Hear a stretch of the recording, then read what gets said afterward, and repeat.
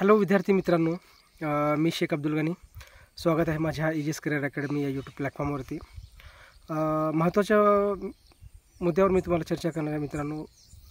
पवित्र portal registration संदर्भात असेल. काल काही आपले विद्यार्थी बांधव उर्दू माध्यमातली एक टीम हे मंत्रालयामध्ये काल गेलेली होती. एजवाढीच्या संदर्भात मुद्दा असेल आणि रजिस्ट्रेशनच्या संदर्भामध्ये एजचं ग्राह्य धरण्याच्या संदर्भात असेल, रजिस्ट्रेशनच्या संदर्भात असेल. पाठपुरावा करण्यासाठी मंत्रालयात गेले असता काही अपडेट आलेले मित्रांनो. टीम वर्क करणं गरजेचं आहे. या संदर्भात ती माहिती मी तुम्हाला देण्याचा प्रयत्न करेन. व्हिडिओ शेवटपर्यंत पहा. जो कोणी नवीन असेल त्याने माझ्या चॅनलला सबस्क्राईब करा, जेणेकरून तुम्हाला ऑथेंटिक आणि सत्य माहिती देण्याचा मी प्रयत्न करेन मित्रांनो. ठीक आहे, चला मी माझ्या मूळ मुद्द्याकडे येतो. तिसऱ्या टेटच्या रजिस्ट्रेशन संदर्भामध्ये आणि सेकंड फेजची जी यादीच्या संदर्भात जे आहेत सद्यस्थिती, त्या संदर्भामध्ये मी तुम्हाला माहिती सांगण्याचा प्रयत्न करेन की तिसऱ्या टेटच्या संदर्भात मित्रांनो, काल मंत्रालयामध्ये उर्दू माध्यमातली एक टीम पाठपुरावा केलेली होती. काल टीम गेलेली होती त्याच्या एजवाढीच्या संदर्भामध्ये, एजच्या संदर्भामध्ये. ते कसं संदर्भ म्हणजे मुळात काय आहे, परीक्षा झाल्याच्या नंतर रजिस्ट्रेशनला वेळ लागतो आहे मित्रांनो. काही मुलांनी एका दिवसामुळं रजिस्ट्रेशनमध्ये एज बार झालेले आहेत, किंवा एका दिवसामुळं कॅटेगरीची मुलं म्हणजे ओपनच्या पेक्षा एजच्या समोर गेलेले आहेत. तसं 38 आणि 43 आपण जे वय म्हणतो साधारण एक अंदाजित, म्हणजे त्या संदर्भामध्ये त्या वयाच्या संदर्भात मित्रांनो ते जे आहे याचा क्रायटेरिया, तो क्रायटेरिया उलटून गेलेला आहे. पवित्र पोर्टल रजिस्ट्रेशनमध्ये हा असा नियम आहे की ज्या दिवशी रजिस्ट्रेशनची डेट असेल ती एज ग्राह्य धरला जाते. ते कुठेतरी चुकीचं वाटते. त्यामुळं काल एक निवेदन बनवून आम्ही गेलो असता की परीक्षा जी दिलेली तारीख आहे, आपण मेमध्ये परीक्षा दिलेली आहे समजा, तर त्या परीक्षेचे जे फॉर्म भरण्याची जी तारीख आहे, डॉक्युमेंट्स तुम्हाला जर त्या परीक्षेच्या तारखेची जर पकडत असतील तर एज पण त्याच परीक्षेची तारखेची धरण्यात यावी, यासाठी काल निवेदन आम्ही देण्यात आलं मंत्रालयामध्ये. आणि संबंधित शिक्षण विभागातील अधिकाऱ्यांना भेटून हा निवेदन देण्यात आलेला आहे. तर त्यामुळं त्यांच्याकडनं एक पॉझिटिव्ह आहे सपोर्ट. त्यांनी सांगितलं की आम्ही याच्यावर नक्की विचार करू आणि मूळ मुद्दा समस्या सोडवण्याचा प्रयत्न करू, असं ते अधिकाऱ्यांनी त्यांना सांगितलेलं आहे. त्यामुळं काही खूप मुलांची समस्या येत होत्या, किंवा एजवाढीचा मुद्दा आहे, म्हणजे एज संपण्याचा मुद्दा आहे, रजिस्ट्रेशन उशीरला होत झाल्यामुळे एज बार होण्याची भीती आहे. या संदर्भात मी आवर्जून हा मुद्दा घेण्यासाठी संबंधित जे लोक आहेत त्यांना मी विनंती केली. त्या संदर्भात तो निवेदन आम्ही पोहोचवण्याचा प्रयत्न केला आहे मंत्रालयामध्ये. त्याची एक कॉपी काल शिक्षण आयुक्त कार्यालयामध्ये पण पोहोचवण्यात आलेली आहे. म्हणजे जेणेकरून काय होते माहिती आहे का, जे एज ह्या संबंधित ह्या शासनाच्या चुकीच्या धोरणामुळं किंवा शासनाच्या ह्या अशा वेगळ्या नियमामुळं जे आपल्यासारखे सामान्य आमच्या दर्जाचे एजवाढीच्या संदर्भामध्ये एजच्या संदर्भामध्ये एज बार होत आहेत, त्यांना कुठेतरी दिलासा भेटेल या संदर्भात आम्ही ते निवेदन काल दिलेलं आहे. आणि त्याच्यावर आपण अजून परत पाठपुरावा करतच राहू. त्यामुळे कोणी काळजी करू नये असं मला वाटते. आणि हा जेन्युइन मुद्दा आहे मित्रांनो, कारण का आपण परीक्षा दिलो आहे, मेमध्ये रजिस्ट्रेशन सुरू होईल आता भविष्यात काही दिवसातच. मग ते आता जर डेट ग्राह्य धरलं तर मग एक मुलगा एका दिवसाने जरी एज बार झाला तरी तो एज बार झालाच ना, शेवटी हा नियम आहे. आणि 38 वर्षाच्या आत जर ओपनचा असेल तर त्याचा फायदा होईल, आणि तर मग त्याला कॅटेगरीतनंच फायदा घ्यावा लागेल, असा एक नियम आहे. आणि रिसेंटमध्ये जजमेंट दिले सुप्रीम कोर्टाने की तुम्ही जर एजवाढी कॅटेगरीचा जर एजमध्ये फायदा घेतला तर तुम्ही ओपनमध्ये जरी मार्क घेतले तरी तुम्ही जाऊ शकत नाही. हा एक जजमेंट आहे आता रिसेंटमध्ये आलेला मित्रांनो. त्यामुळं ह्या अशा खूप गोष्टी आहेत जे आपल्याला क्लॅश करतात. त्यामुळं हा मुद्दा घेणं मला रास्त वाटला, महत्त्वाचा वाटला, म्हणून हा मुद्दा घेतला. आणि शेवटपर्यंत हा पाठपुरावा आपण मिळून करूच. जास्तीत जास्त जागा येण्यासाठी आपण प्रयत्न करणारच आहोत. 75 जागाचं जे स्वप्न बघितले प्रयत्न करूच, जागा आणण्याचा प्रयत्न करूच आणि करूच मित्रांनो. ठीक आहे. आणि दुसरा मुद्दा महत्त्वाचा सांगायचा होता तिसऱ्या टेटच्या रजिस्ट्रेशन संदर्भामध्ये, की रजिस्ट्रेशनच्या संदर्भामध्ये परत मंत्रालय स्तरामध्ये आम्ही त्यांना विनंती केली, जे टीम विनंती केली की बाबा रजिस्ट्रेशनचं काय प्रोसेस कसं काय लवकर सुरुवात करण्यात यावं. तर तिथं परत त्या दिवशी मला ते सांगितलं कंपनी रिन्यू होऊ शकते आणि अजून काही ह्याच्यामध्ये नाही, पण लवकरात लवकर आम्ही प्रयत्न करण्यासाठी कटिबद्ध आहोत. आणि वरिष्ठ म्हणजे मंत्रीस्तरावरनं पण आम्हाला आदेश आलेले आहेत, असं त्यांनी स्वतः आवर्जून तो उल्लेख केलेला आहे काल. जे तुम्हाला मी त्या दिवशी सांगितलं होतं पहिल्यांदा की माननीय राज्यमंत्री साहेबांनी याच्यावर निर्देश दिलेले आहेत त्या संदर्भात. मागच्या वेळी जेव्हा मुंबई टीम मंत्रालयात गेली होती तेव्हा हे तुम्हाला ते कळवण्यात आलं. आणि त्याच्यामध्ये काही म्हणजे वरिष्ठ अधिकाऱ्यांशी जे एक प्रेस कॉन्फरन्स हे होती, आपल्या काय म्हणतो मीटिंग होती, त्या मीटिंगचा इतर मी तुम्हाला मागे व्हिडिओमध्ये सांगितलं होतं मित्रांनो. आणि त्याच मीटिंगला उल्लेख करून हा मुद्दा आता परत तोच मुद्दा घेण्यात आलेला आहे की जेणेकरून लवकरात लवकर रजिस्ट्रेशन होईल. आणि अजून एक सांगायचं, रजिस्ट्रेशन झालं म्हणजे भरती झाली अशातला भाग नसते.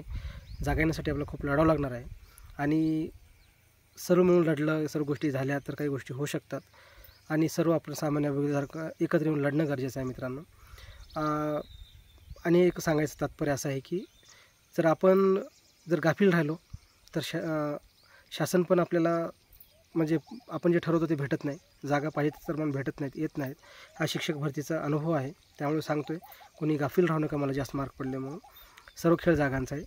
त्यामुळं जास्तीत जास्त जिल्हा परिषदेकडे आपण रोजच तपासणीसाठी विनंती करणं गरजेचं आहे. माव कक्षाकडनं तपासणी करणे गरजेचं आहे.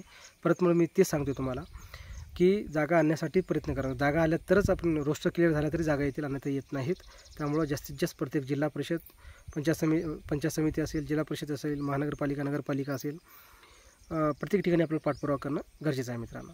हा झाला तिसऱ्या टेटच्या संदर्भामध्ये. आता सेकंड फेजच्या संदर्भामध्ये मित्रांनो, अपात्र गैरहजर 10% जो राऊंडच्या संदर्भात जो चर्चा चालू आहे, आयुक्त स्तरावरनं अहवाल बनवत आहेत असं आपल्यापर्यंत माहिती आलेली आहे. ते तुम्हाला मागे सांगितलेलं आहे. पण त्या अहवालात काय आहे अजून कोणालाच माहिती नाही, गुपित नाही. कोण काही अफवा पसरवत आहेत की अहवाल मुंबईला पोहोचलेला आहे. अजून मित्रांनो अहवालाच्या संदर्भामध्ये अजून काही संदिग्धता आहे.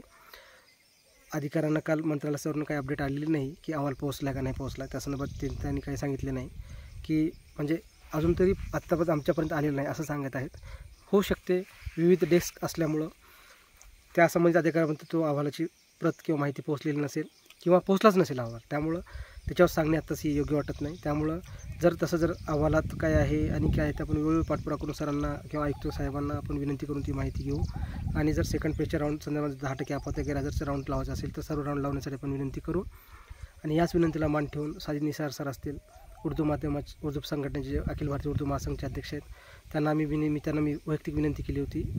मीटिंग झाल्याच्यानंतर त्या संदर्भामध्ये त्यांनी एक निवेदन बनवलं आहे मित्रांनो. ज्यांना कुणाला सेकंड फेजच्या निवेदनासंदर्भामध्ये जे काही अपात्र गैरहजरचा जो राऊंड काही जागा उरलेल्या आहेत त्या जागा जर लावण्यासाठी करायचं असेल तर तुम्ही तो निवेदन द्यावं आणि जेणेकरून तुमचा ते फायदा होईल मित्रांनो. त्यामुळं हा एकंदरीत असा इतिहास होता आणि आपण सर्व मिळून या गोष्टी करणं गरजेचं आहे. एजवाढीचा मुद्दा आम्ही स्वतःहून परीक्षा दिलेली एज, आपण जे परीक्षा दिलेलं जेवढं आपला परीक्षा जेव्हा दिली होती तेव्हा जो वय आहे ते वय ग्राह्य धरण्यात यावं, जेणेकरून मुलं हे एज बार होणार नाहीत. कारण का एज बार कारण का जास्त मार्क भेटूनसुद्धा आपण एजच्या इश्यूमुळं आपण घरी बसतो मित्रांनो. हे कुठेतरी नियमाला अनुसरून नाही वाटत. त्यामुळं आपण परीक्षा दिलेली तारीख, कारण इतर परीक्षामध्ये जेवढे पण परीक्षा आहेत MPSC असेल इतर परीक्षा, त्या संबंधित फॉर्म भरण्याची तारीख ही एजला ग्राह्य धरल्या जाते मित्रांनो. त्यामुळं आपली एक अशी भरती आहे की रजिस्ट्रेशनला एज ग्राह्य धरला जाते. त्यामुळे कुठेतरी एक क्लॅश होते, कुठेतरी वेगळं वाटते. आणि वयवाढीच्या संदर्भामध्ये सध्या एक प्रसारमाध्यमाकडनं एक माध्यमातल्या माहितीनुसार महाराष्ट्र लोकसेवा आयोग हे MPSCमध्ये PSIसाठी 1 वर्षाची एजवाढ देण्यासाठीच्या तयारीत आहे. तसं जर एजवाढ त्यांच्याकडनं झालं, मागच्या वेळेस पण सेकंड फेजमध्ये एजवाढीचा मुद्दा MPSCच्या निवेदनाला घेऊनच तो केलेला होता. ते पण मी तुम्हाला सांगितलं होतं मागं, ती व्हिडिओ पाहून घ्या वाटल्यास. आणि आता जर समजा एजवाढीचा मुद्दा जर असेल, एजवाढीचा जर मुद्दा असेल मित्रांनो, तर आपण MPSCला जर त्यांनी निवेदन दिलं, समजा MPSCनं जर PSI या पदासाठी एक वर्ष किंवा इतर संबंधित परीक्षेसाठी एजवाढीचा जर मुद्दा त्यांनी दिलेला असेल, तर वाढून दिलेला असेल, तर आपण पण त्यासाठी प्रयत्न करूच. एजवाढीसाठी 1 वर्षाचं त्यांनी जेवढं मागितलं तेवढं आपण त्यांचं मागितलं तेवढंच आपण एजवाढीसाठी आपण विनंती करू शकतो. त्याच रेफरन्सचा फायदा आपल्याला होईल मित्रांनो. त्यामुळे कोणी प्यावणी होऊ नका. खूप मुलांचे कमेंट्स होते की सर अपात्र गैरहजरचा संदर्भात असेल, एज वाढ होते, रजिस्ट्रेशन लवकरात लवकर सुरुवात व्हावी. हो मान्य आहे, लवकरात लवकर सुरुवात व्हावी, पण त्याच्यासाठी जर आपण परीक्षेचा कालावधी जर ग्राह्य धरला तर तुम्हाला अजून 2 महिने 1.5 महिन्यात त्याचा फायदा होईल मित्रांनो. बघा 2 महिने जवळपास 2-3 महिन्याच्या जवळपास आपल्याला त्याचा एजचा फायदा होईल. त्यामुळं नियमानुसार आपण नियमानुसार मागणी करणं गरजेचं आहे. आणि मला तर असं वाटते की रजिस्ट्रेशनसाठी असं खूप मोठं मूवमेंट करण्याची गरज काही असं वाटत नाही. फक्त नियमानुसार अधिकाऱ्यांना भेटून संबंधित मंत्रालयात जाऊन किंवा संबंधित शिक्षण आयुक्त कार्यालय पुण्यात येऊन जर त्यांना निवेदन देऊन विनंती केली नियमानुसार सांगतो आहे, त्यामुळं होऊ शकते.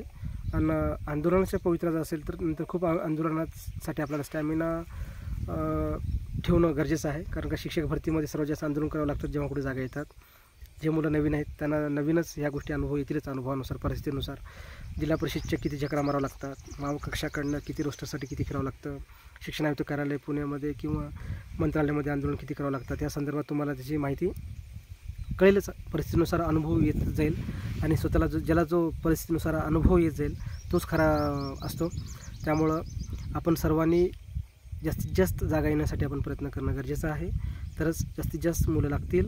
आणि जे सेकंड फेजच्या काही जे नियमाला अनुसरून ज्या भरत्या म्हणजे 1.1 पद असेल, त्याच्यानंतर समांतर आरक्षणाचा जो प्रकल्पग्रस्त मुद्दा, एकदा मुलगा प्रकल्पग्रस्त असेल, धरणग्रस्त असेल, भूकंपग्रस्त असेल, या संदर्भामध्ये माजी सैनिक इथं जे समांतर आरक्षण आहेत याच्यामध्ये जे मुलं एकदा पवित्र पोर्टलमध्ये आल्याच्यानंतर ते मुलांनी परत रजिस्ट्रेशन पवित्र पोर्टलमध्ये त्या प्रकल्पग्रस्त भूकंपग्रस्तातून होणे हा एक मुद्दा आहे. त्यामुळे असे खूप नियम आहेत.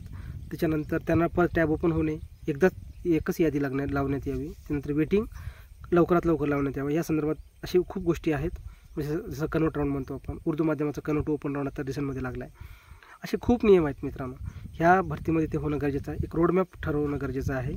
आणि कालच म्हणजे सुप्रीम कोर्टानं TET कंपल्सरी केली, त्यामुळे तो एक आनंदाची बाब आहे. आपण त्याच TET कंपल्सरीचा फायदा घेऊन महाराष्ट्रातील तमाम जिल्हा परिषदामध्ये आपण ते निवेदन देऊन जास्तीत जास्त आपल्या D.Ed, B.Ed, टेट आणि TET पास असणारे जे बांधव आहेत त्यांना जास्तीत जास्त नोकरी कसं लागेल यासाठी प्रयत्न करणं गरजेचं आहे. लाडकी भाऊ लाडका बहीण असे जे काही कंत्राटीच्या छुप्या आड ज्या योजना आहेत, कारण काही नवीन शैक्षणिक धोरणामध्ये कंत्राटी शिक्षक भरतीला विरोध आहे. त्यामुळं त्यांनी कंत्राटी भरती रद्द करून नवीन शैक्षणिक धोरणामध्ये लाडका भाऊ हा एक गोंडस शब्द वापरून कंत्राटी पद्धतीनं भरती करणं सुरू केलं आहे, जेणेकरून NEP-साठी एक पळवाट आहे मित्रांनो.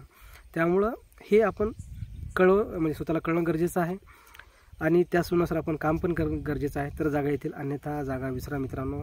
माझा एवढं कटअप आहे, मला एवढे मला एवढे मार्क आहेत, मी ह्या प्रोग्रामात ते आहे, माझ्याकडे 1-2 TET पास आहे, माझं होईल का?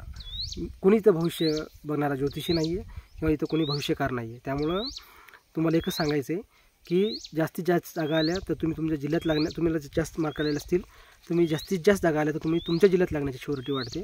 सुरुवातीला आपल्याला वाटते की मी चंद्रपूर किंवा मी रत्नागिरी, रायगड किंवा मी समजा उदाहरणार्थ तुम्ही मराठवाड्यातले असाल किंवा विदर्भातले असाल, मी रायगडला जॉब करायला तयार आहे असं तुम्हाला वाटते स्वतःला. परंतु जेव्हा एकदा लागल्याच्या नंतर मग आपण आपल्या गावाकडची आठवण आल्यामुळे आपण गावाकडे आस पकडत असतो. त्यामुळं कुठेतरी रिपीट मुलांचं हे होते आणि कोकणातील विद्यार्थ्यांचं नुकसान पण होते मित्रांनो. सुरुवातीला भारी वाटतं मी जॉब कुठेही कुठेही करतो, पण नंतर आपल्याला ते त्रास होते. त्यामुळं असं न करता प्रत्येक एरियातल्या जर जागा जास्त आल्या तर तोच मुलगा त्या एरियामध्ये लागण्यासाठी प्रेफरन्स दिल्यामुळे त्याचा फायदा होतो आणि प्रत्येक मुलगा आपल्या घरापासून आपल्या ह्याच्यापासून जवळ लागतो मित्रांनो. त्यामुळं जेवढं जवळ लागून आपल्याला त्याचा फायदा होईल. अन्यथा दूर लागून पण फायदा असतो, जॉब भेटतो, सर्व रोजीरोटी भेटते, पण कुठेतरी माणूस समाधानी नसतो. हे सत्य आहे, हे कडवट आपण सत्य आहे. त्यामुळं सर्वांनी गांभीर्यपूर्वक विचार करावा, जास्तीत जास्त जागासाठी येण्यासाठी प्रयत्न करावा. आणि राहिला प्रश्न आपात गैरहजर राऊंड असेल, इतर राऊंड संदर्भात ते वेळ पाठपुरावा त्यांचा चालूच आहे मुलांचा. एजवडच्या संदर्भात मग आणि एजबार मुलांच्या रजिस्ट्रेशनच्या संदर्भात पण पाठपुरावा चालू आहे मित्रांनो. जे मुलं ह्याच्या संदर्भात आहेत अफेक्टेड त्यांनी याचे नीट विचार करून त्यांनी कामाला लागावं, तरच त्यांना त्याचा फायदा होईल मित्रांनो. माझं हे सांगणं तुम्हाला कर्तव्य वाटलं म्हणून मी सांगितलं. जो कोणी नवीन असेल त्यांनी माझ्या चॅनलला सबस्क्राईब करा. तुम्हाला ऑथेंटिक माहिती देण्याचा मी प्रयत्न करेन. आणि जे कोणी नवीन मित्र असेल त्यांना तुम्ही हा व्हिडिओ शेअर करा, जेणेकरून त्यांना पण ही माहिती भेटेल मित्रांनो. धन्यवाद.